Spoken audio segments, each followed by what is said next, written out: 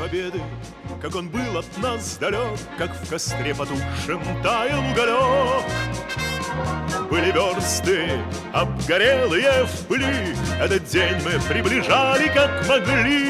Этот день победы, этот день победы, этот день победы, этот день победы, этот день победы.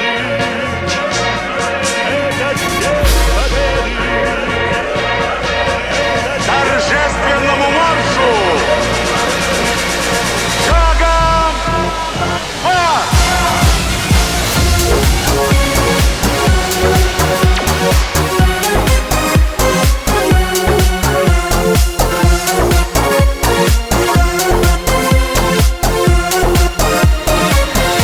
Никто не забыт, ничто не забыто. Великая Отечественная война оказалась самой кровопролитной войной XX века. Свое историческое место во всеобщей борьбе с фашизмом занял и Кыргызстан. В первые дни войны тысячи кыргызстанцев изъявили желание об отправке на фронт. Сообщения о подвигах воинов-кыргызстанцев на поля сражений начали поступать с первых дней войны. Так, 10 июля 1941 года отличился Николай Михайлович Дмитриев. В ходе танковой атаки Дмитриев, будучи тяжело раненым, из своего артиллерийского орудия уничтожил 3 вражеских танка.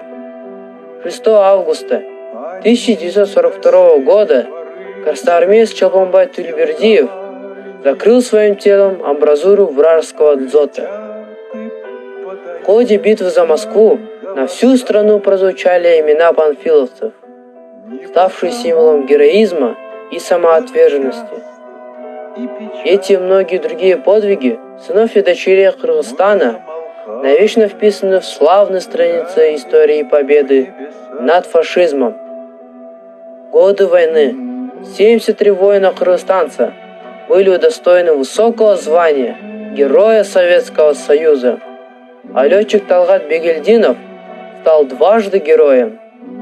Более 150 тысяч награждены орденами и медалями, 21 фронтовик